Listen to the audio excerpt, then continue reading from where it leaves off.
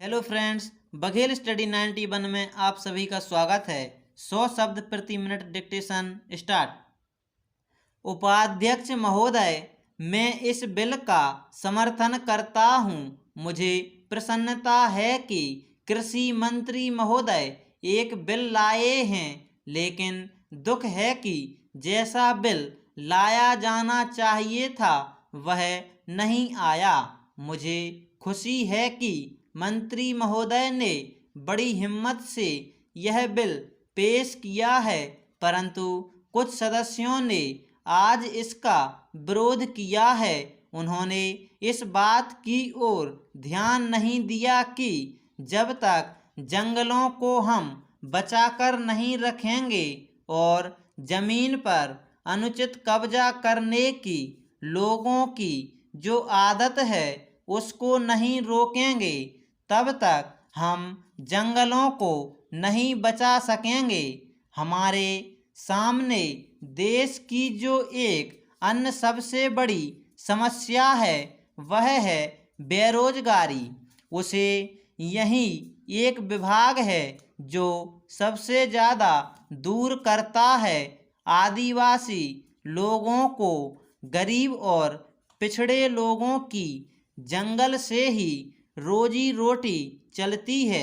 ऐसे काफ़ी लोग हैं जो जंगलों से ही फल फूल द्वारा भोजन प्राप्त करते हैं।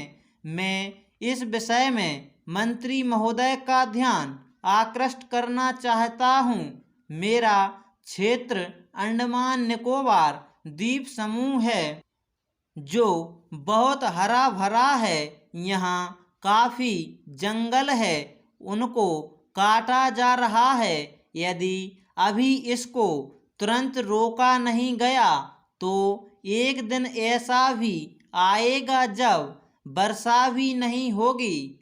मैंने प्रधानमंत्री जी को इस बारे में एक पत्र लिखा था। उसमें मैंने कहा था कि हमारे यहाँ जंगलों की देख रेख के लिए कुछ व्यवस्था की जाए। इसके बाद एक समिति बनी जिसको वहां जाकर सारी चीज़ों को देखना था तथा उसकी सिफारिश के अनुसार न वहां काम होना था। इस समिति को बने हुए 6-7 महीने हो गए हैं, लेकिन यह समिति आज तक वहां नहीं जा सकती है।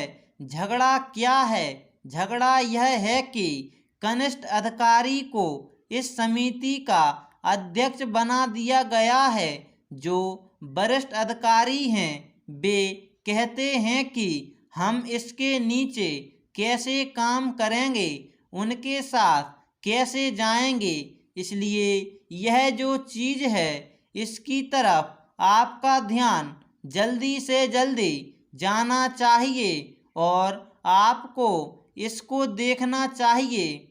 पेराचैन, हमारी जो अर्थव्यवस्था है वह जंगलों पर आधारित है।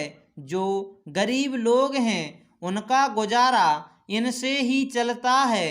जो इमारतें हैं वे लकड़ी की ही बनती हैं, ईंटें वहाँ नहीं होती हैं, सीमेंट का वहाँ कोई कारखाना नहीं है। इधर से ही वहाँ सीमेंट जाता है। उतने सीमेंट से सरकारी काम भी पूरा नहीं हो पाता है, तो वह लोगों को कैसे मिल सकता है। आज सारे देश में एक चर्चा चल रही है कि अंडमान में बहुत लकड़ी है, असम से लकड़ी नहीं आती है, क्योंकि वहीं से आ सकती है, इसलिए वहाँ पर भी इसकी कीमत बहुत ज़्यादा हो गई है। और वह असम से लकड़ी न आने के कारण से हुआ है। लकड़ी के दाम आज इतने बढ़ चुके हैं कि वहाँ के बेचारे गरीब लोगों को तो अपने घर बनाने तक में भी बहुत बड़ी कठिनाई का सामना करना पड़ रहा है। Full stop.